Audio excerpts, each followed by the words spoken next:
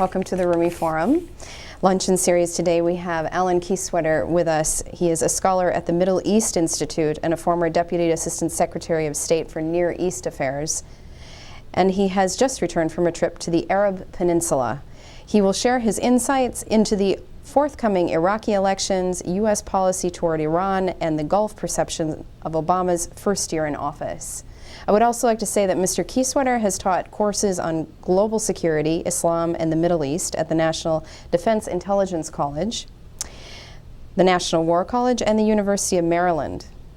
A retired senior foreign service officer in the Department of State, he has been a senior advisor on the Middle East for the U.S. Delegation to the United Nations General Assembly, director of Arabian Peninsula Affairs in the Near East Bureau, and NATO Deputy Assistant Secretary General for Political Affairs in Brussels. He also held posts at the U.S. embassies in Riyadh, Sanaa, Tunis, Khartoum, Baghdad, and Beirut. So please welcome Alan Keiswetter. Thank you very much. I always start things like this by reminding people that the job of diplomats, Rumi Forum, and other things is cross-cultural communications. And when I was a Deputy Assistant Secretary of State, this was reinforced to me several times over. One thing that I did when I served in the Middle East was to take pictures of signs mistranslated into English. One of them in Sanaa in Yemen was at a hotel where they proudly announced that they do all kinks of laundry. And there was another near my home which was a beautician's school, but the English was a literal translation of the Arabic, and it proudly announced a pretty technical institute.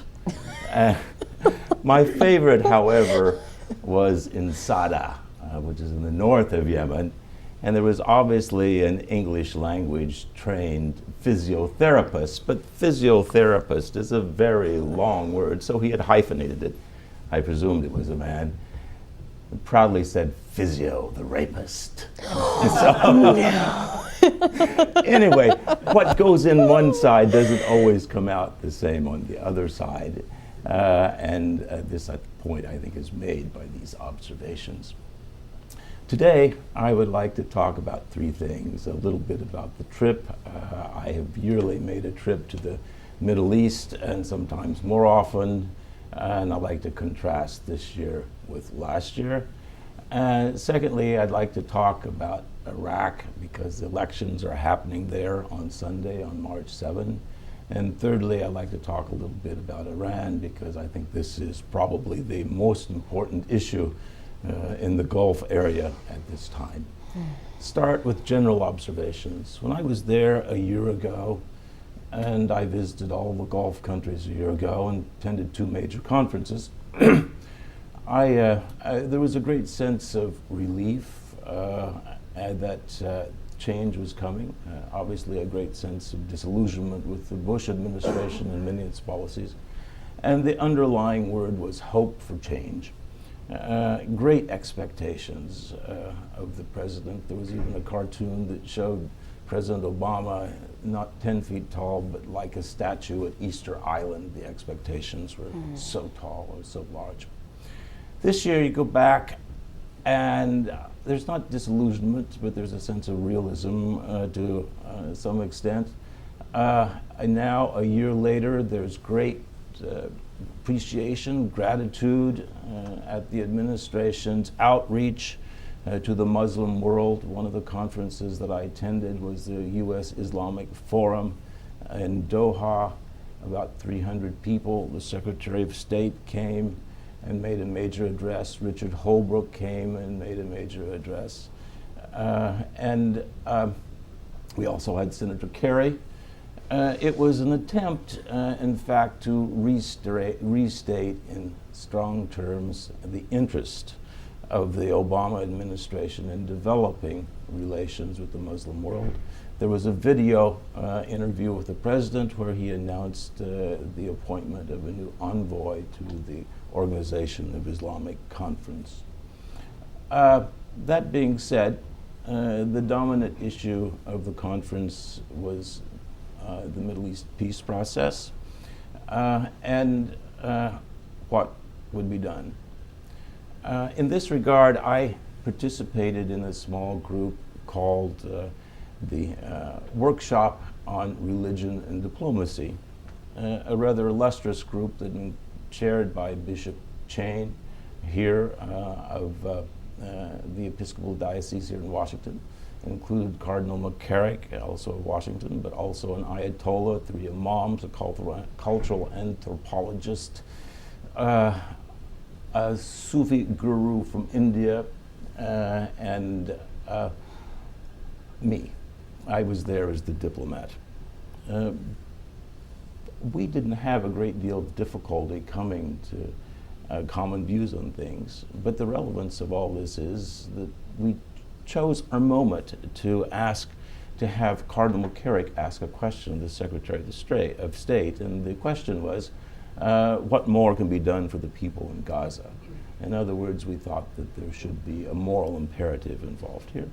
And the answer the Secretary gave was sort of true to line. We're doing what we can. We hope to do more. The co-chair of the session was Hamad bin Jasm, who is the Prime Minister of Qatar, and he gave a rather expansive, eloquent 5-minute oration about the plight of the Palestinian people, and 2 days later his government announced they were sending $10 million. I guess that's good or bad depending on how much you were expecting, but nonetheless, I relate this story because there is still hope that the U.S. Can make a difference on a variety of issues, particularly the Middle East peace process.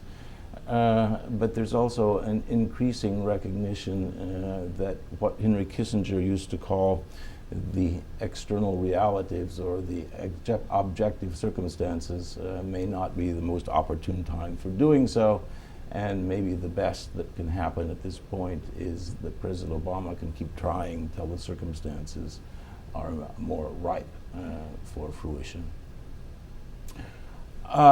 With those sort of general comments, I would like to move on to talk about Iraq. The Newsweek this week, if you have seen it, says, "Victory at last?" And I think there should be a question mark there. It's devoted to Iraq. And obviously a play on mission accomplished. And in my view, the article, if you've had a chance, is a little overly optimistic. And let me describe to you what I think the situation is in Iraq today. Great progress has been made. Violence is down substantially by all measures, even though there are periodic spikes. And most people are confident that during the election period, violence will continue to be at much lower levels than 2006, 7, and this generally very chaotic period. One of the reasons is that the militias have generally been disbanded, but also there is the coming to the fore of a political class, some 300 or 400 politicians that are somehow learning to work together. From the U.S. point of view, Iraq is the bright spot. Maybe it's all in contrast to the Middle East peace process, to Iran and to Afghanistan, but Iraq is the bright spot where things are going relatively well. The president has set policy. He did this a year ago at a speech in which he announced our withdrawal plans, and things are on track.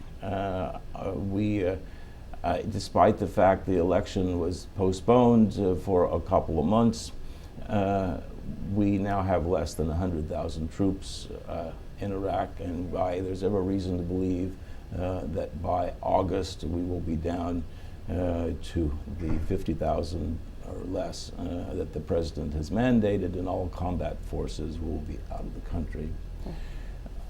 With this, however, comes a greater transferring of responsibilities to the Iraqis, and also to the Department of State. And what's happening in the next year is that the Department of State will double the size of its embassy, take on all sorts of training responsibilities, establish 2 and maybe 3 consulates, and generally normalize the relationship.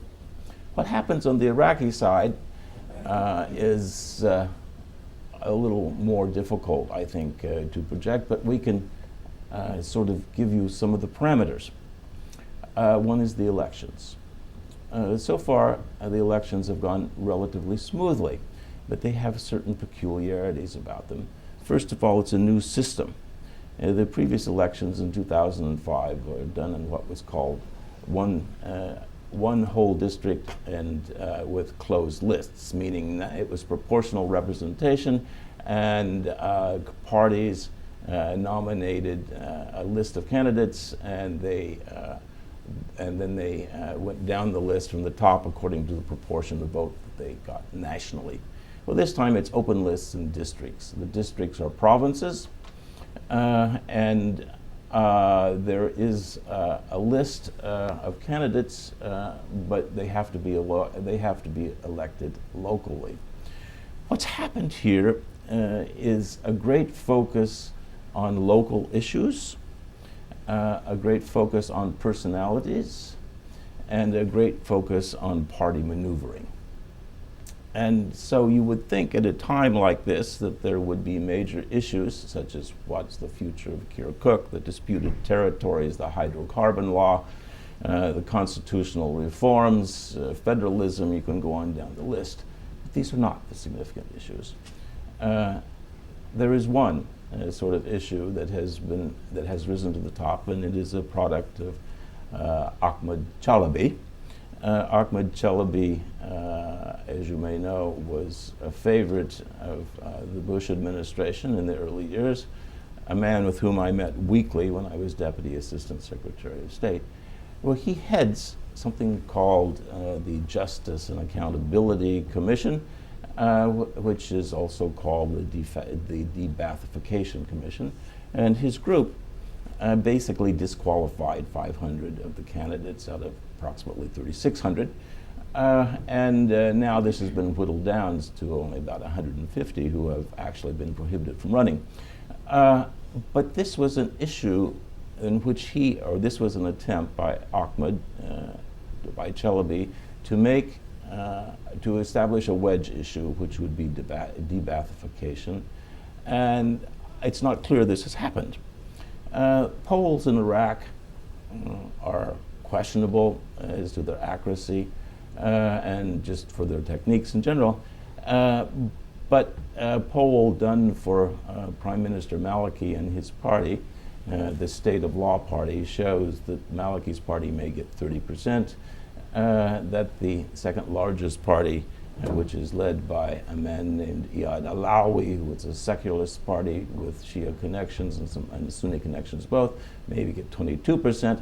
And Ahmed Chalabi's party, the INA, the Iraqi National Alliance, may get 17%, and the Kurds on down. There's reason to think that this really overestimates the Prime Minister's party, and that the common theme is that no party was likely to get more than a quarter of the vote, and therefore there's going to have to be a coalition government, and it just depends how the coalitions are put together. The largest coalition, the party with the most votes, will be asked to form a coalition first. There's a good chance that this might be Prime Minister Nur al-Maliki. And he has already spoken out that he will ally himself with Alawi and also with the Kurds. And the problem is that he has bad relations with both of these groups, and so it's not at all clear how this will happen. The other possibility is that there would be some coalition with the other major Shia party, which does include Ahmed Chalabi, and they would ally too with some of the other groups. all of this is expected to take 4 or 6 months. Results from the elections should be available. The elections occur on Sunday. It may take 2 or 3 weeks, roughly the end of the month, until the results are known. And then after that, there will be a period of coalition building. And last time it took about 6 months. There's reason to believe that it will take at least 4 to 6 months this time as well. Mm-hmm. So it may be the end of the summer before we have an Iraqi government in place. It's not at all clear what the government will favor in terms of this long list of issues. But undoubtedly positions on the disputed areas, particularly Kirkuk, will be a vital part of the coalition building and a lot of negotiation. So you're talking about a caretaker government until the end of the summer at this point. What happens after that? Well, I think there are some things that are on the horizon.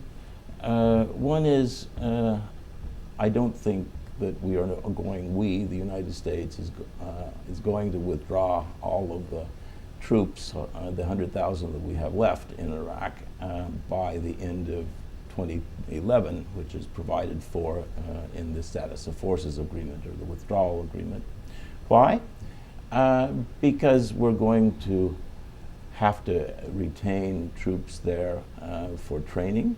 We're going to have to retain troops there for counterterrorism purposes, and it's clear at this point that since the Iraqis virtually lack an air force and a navy, we're going to need to help provide border security. And so I think a common expectation is after the Iraqis form a government, and secondly, after U.S. midterm elections in November of 2010, there will be the negotiation of a follow-on status of the forces agreement that will deal with these various issues. So Secretary Gates has already sort of projected this. In the longer term, it's not at all clear too what's going to happen. If you look at Iraqi history, Iraq has had periods of democracy from from 1920 onward, but particularly since 1932 when the British formally turned over their mandate.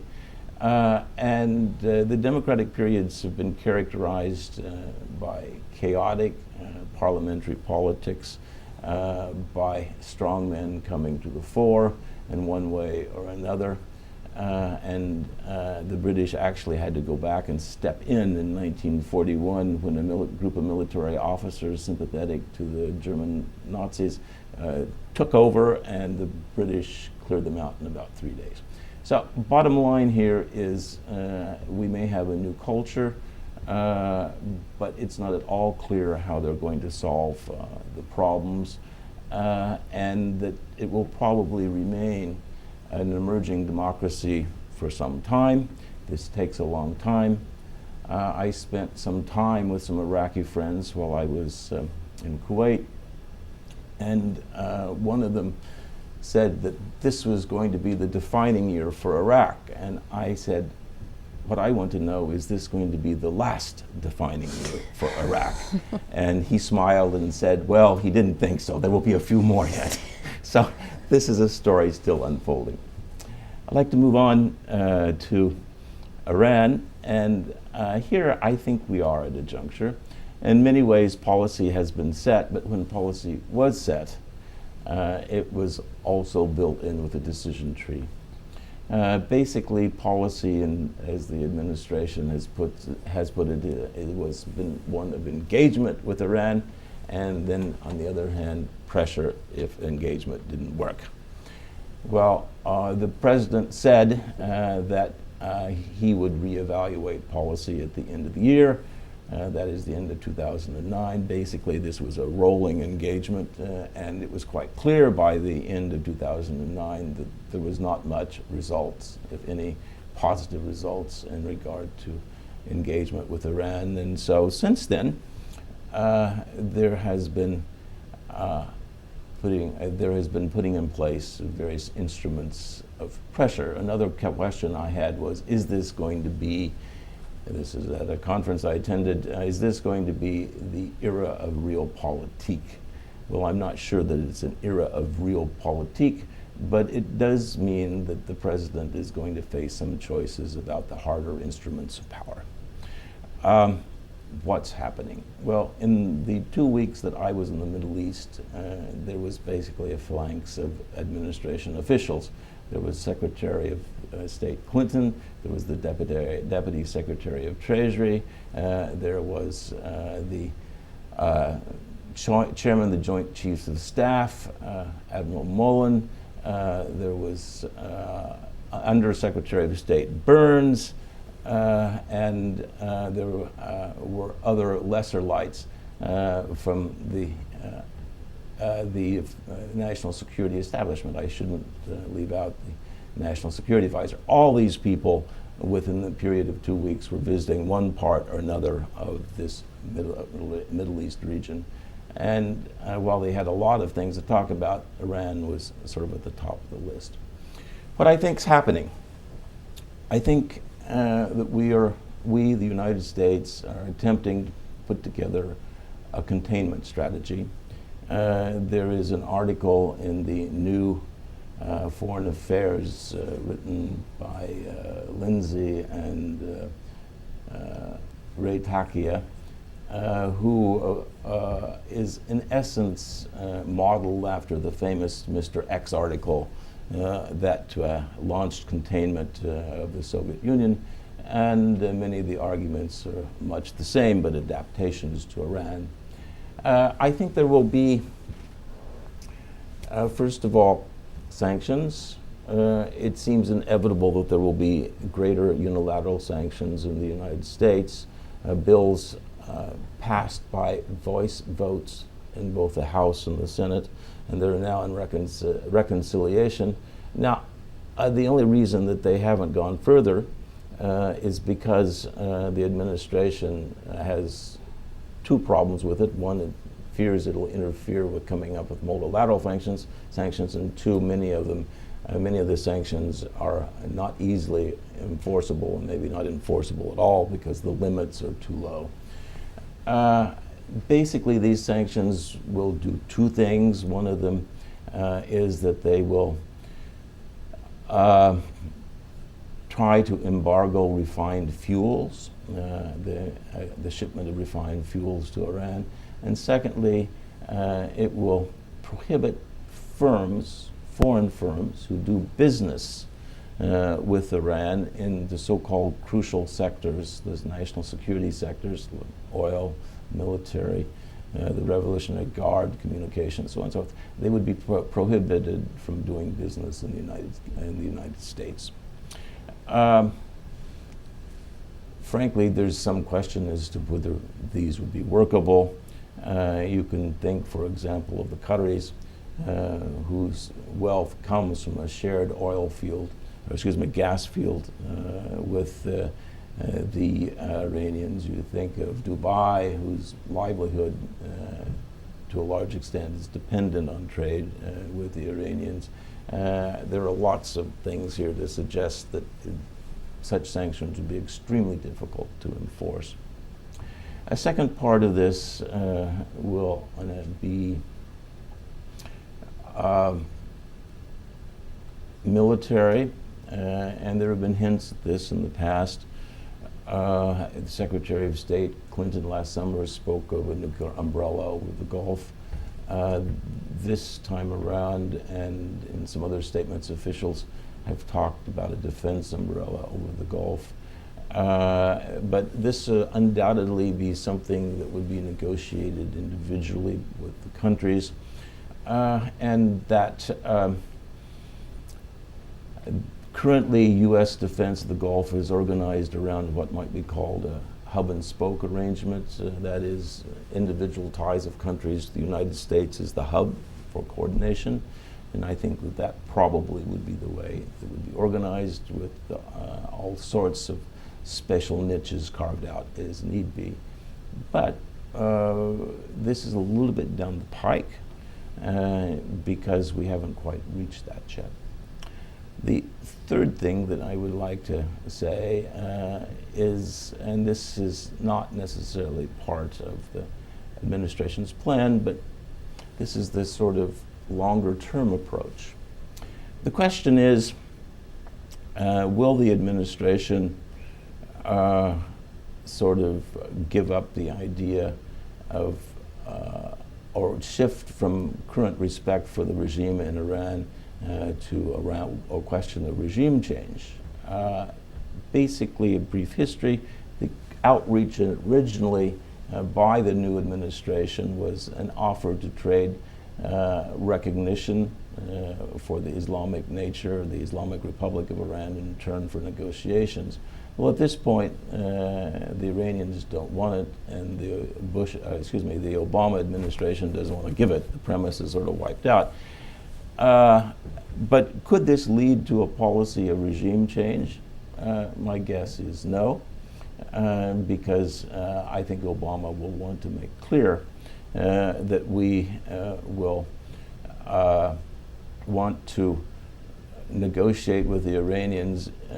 We want to have the open hand to the Iranians if and when they are willing to talk on terms that are suitable to us. I have to tell you, regime change doesn't mean going into Iraq or to Iran as we did into Iraq. It was the official policy, for example, of the Clinton administration during its last part of it, to have regime change in Iraq, but we didn't do anything about it. So I would not expect regime change to be part of all of this. I don't expect military attacks. Admiral Mullen has been very clear on several occasions. The phrase that he uses is to accomplish anything successfully would be, and I quote, very, very difficult, and the consequences for the region would be very, very difficult. These are the phrases that he's used again and again.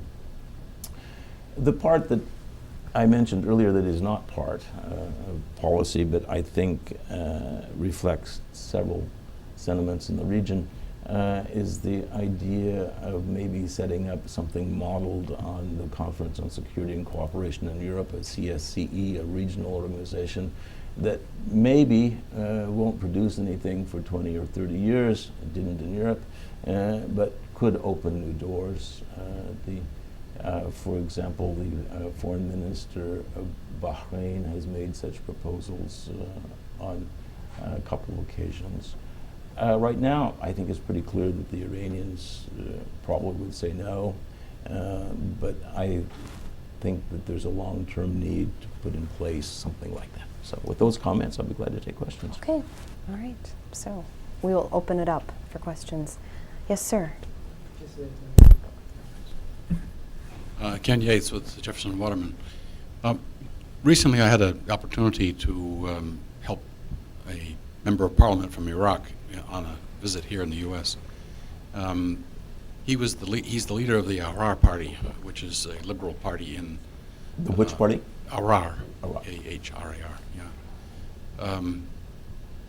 His principal point when he was here that he made again and again was that the threat to Iraq now is from Iran, and that the Iranians, including Ahmad Chalabi, are gradually infiltrating into the fabric of Iraq.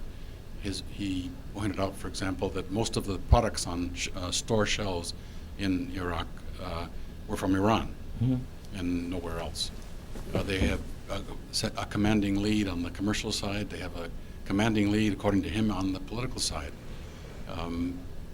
Any coalition that could be put together in Iraq would have to take account of this effect. He is a mullah trained in Qom. He had left during the Saddam regime and went off to Syria for a while, but then ended up in Qom studying Islam. Comes out, he is a black turbaned imam. Not a white turban. Huh? Not a white turban. Not a white turban, no. He pointed out that the theology that now exists in Iran politically is one that does not recognize borders, and that they see it as a caliphate being produced there, not a state as we would recognize it here. And that the arc of Iranian influence then runs right straight through Iraq. And that this is the principal threat to the progress that comes out of Iraq. He advocates politically a secular state, saying that Islam does not have anything to do with governments. Governments don't pray and they don't do the Hajj, and therefore they have no business in religion, which is interesting for an imam, and has had a very different kind of point. He obviously is very strongly against Chalabi. He at once was in coalition with the Alawi bloc. Right. I was going to say this would be where I would think he would be at this point. Yes, and he claims that he has about 10% of the national vote for his slate of candidates, which is interesting in terms of where it might stand in a coalition effort later on. So if that's true and it works out that way, and he said it was a dynamic, that the poll figures that you cited for Maliki and Alawi, he felt were changing, and that Maliki was gradually eroding, and Alawi was gradually taking a larger and larger section of the popular support, but that was still open to flux. I wonder how that fits with your impressions of what's happening there now, and whether or not what he has to say holds a particular amount of water. My reaction is that he probably overstates Iranian influence and the Iranian threat, but nonetheless, the general point of a great deal of Iranian influence in Iraq is certainly true. In part, it's because of the way that things have developed, that economically the trade is east-west and not north-south, meaning the Turks have a very large representation, particularly in the Kurdish provinces in the north, and because of the way things work, the Iranians have a large commercial trade in the south, and they are the largest trading partners. And on the other hand, where I think he's wrong is I think there is such a thing as Iraqi nationalism. They want to distinguish themselves from Iranians. They want to probably have reasonably good relations with the Iranians, but they want to be quite clear that they're Iraqis.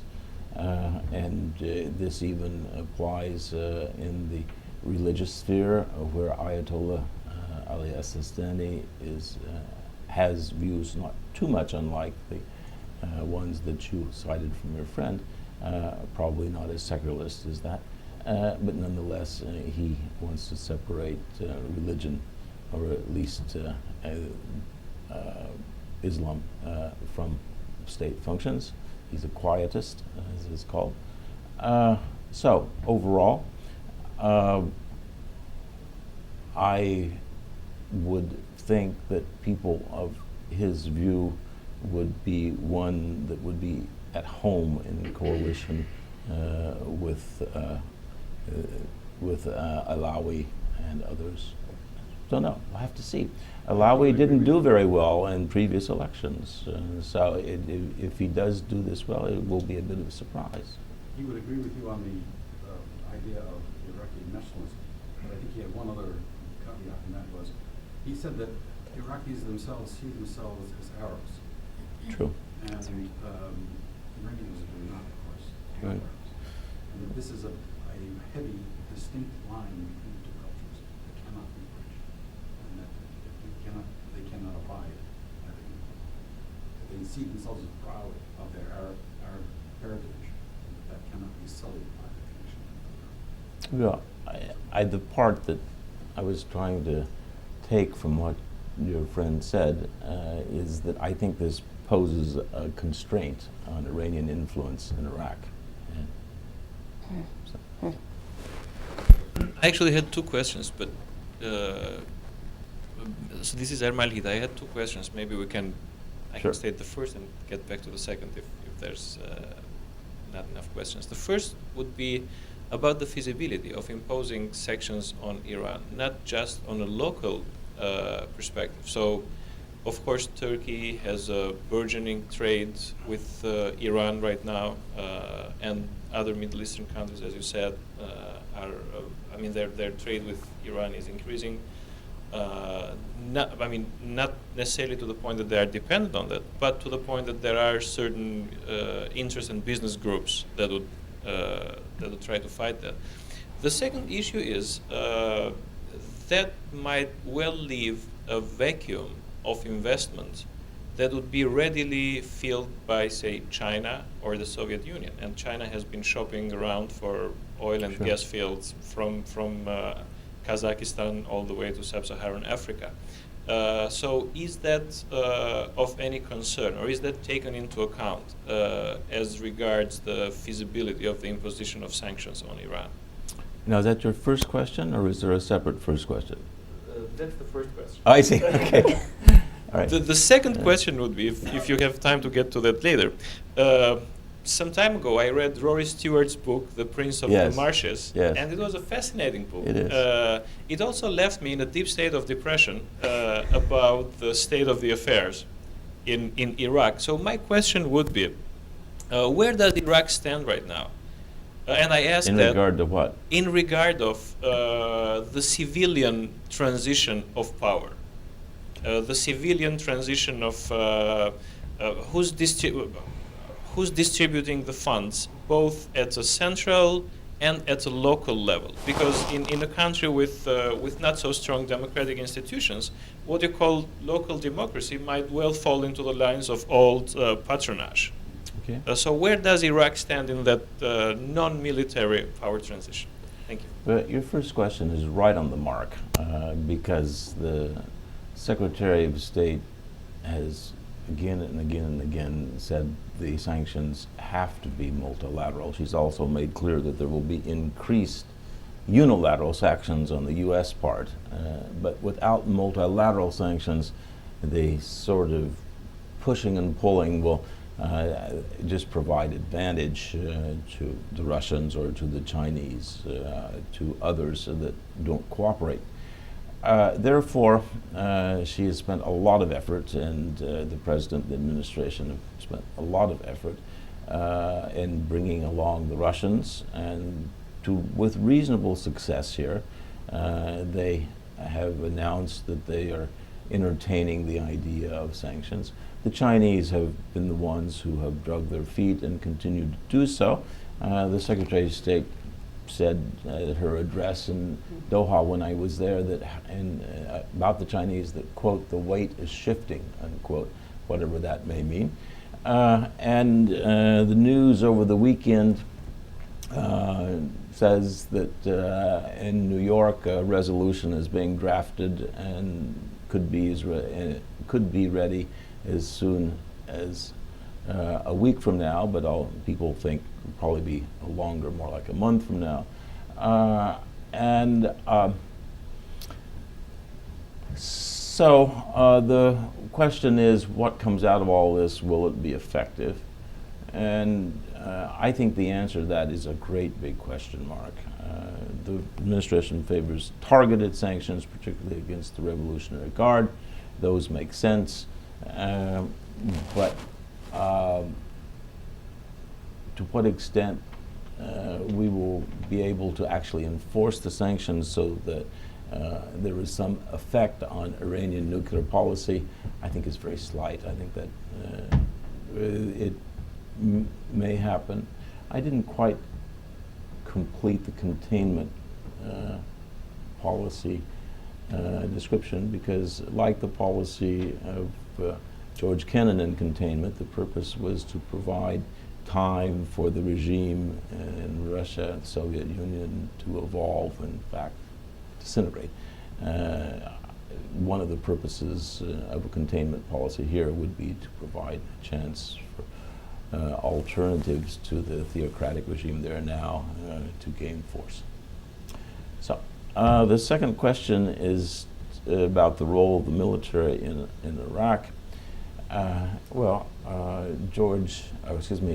Brenner, when he was head of the CPA, dissolve the military. People regarded that as one of the major mistakes made because it took away one of the unifying pillars or the unifying forces of the country. But one of the things that happened is it provided a relatively clean slate to build a new military. We now have a fairly good military. A friend of mine who has helped train the Iraqis described Iraqi elite special forces units being on a par with, say, the Israelis. That's really maybe an exaggeration, but really they're quite good. And there has been, secondly, a general taking the military out of the political process in many ways. And I don't want to exaggerate that because it's quite clear that Maliki has reached down and made sure that certain commanders moved ahead, that some have the special funds that they can use for special projects, so on and so forth. But he seems comfortable enough with the military that the news this morning carries the information that he's allowing some 20,000 military officers who were previously to come back, who were previously expelled for being Baathists. So, in the long term, I think there's a cause for worry. At the moment, I think it's probably not a large concern. Gwen Miller, another fellow State Department retiree. Alan, can you talk a little bit to generational changes and distinctions within some of these societies, Iran and Iraq in particular, with respect to engagement and interest in engagement in political governance and the role of Islam that they think should be played? I mean, we've seen so much on the streets in Iran in the last few months. I'm wondering, after having looked at this for a generation or more, do you see changes there that you can talk to? Well, it's interesting. I'm supposed to go to a conference this next week on generational change in Iraq. So I don't know a lot about that. One of the things that's happened, though, is generational change has been disrupted. And this is because of the large number of people who went abroad. The refugees haven't returned home. An equally sizable amount of internally displaced persons. So this means that educations have been disrupted, starting a family has been disrupted, all sorts of other things. And so there's a great deal of generational confusion. I don't think I can go much beyond that in Iraq. I would say if you're going to speak about generational change in the Gulf as a whole, it's really interesting. There's a large youth bulge, and in most of the Gulf societies, the indigenous youth, that is, the people who are citizens of Qatar, Bahrain, or so on and so forth, have been given educational opportunities. Many of them, and I would have to make exceptions for various countries, are sort of, what should I say, not overly ambitious, but also have rather insular views. And let me give you an example. I spent some time with a person who teaches cultural anthropology in Qatar. She's an American of Egyptian origin. And she explained an exercise that she does to try to get across the sense of cultural relativity and the importance of cultural factor. She says, she asks in Qatar, who dives for pearls? And the answer that comes back is men do. Why do men dive for pearls? Well, because it's Quranic. it's Islam, will find in the Quran or in the Hadith something that says that. And they can't. Then she asks a research question. Who dives for pearls in Korea? The answer is, it's a women's profession. And the illustration plants the seed that there are cultural determinants to religious practice and to societal practice. So, anyway, societies are changing. Not a good answer, Bo, I'm sorry. Okay. All right. All right, thank you so much for joining us today. Thank you so much, Alan. And thank you for being patient. And hope you can join us again for another luncheon of the Rumi Forum. Thank you. Thank you.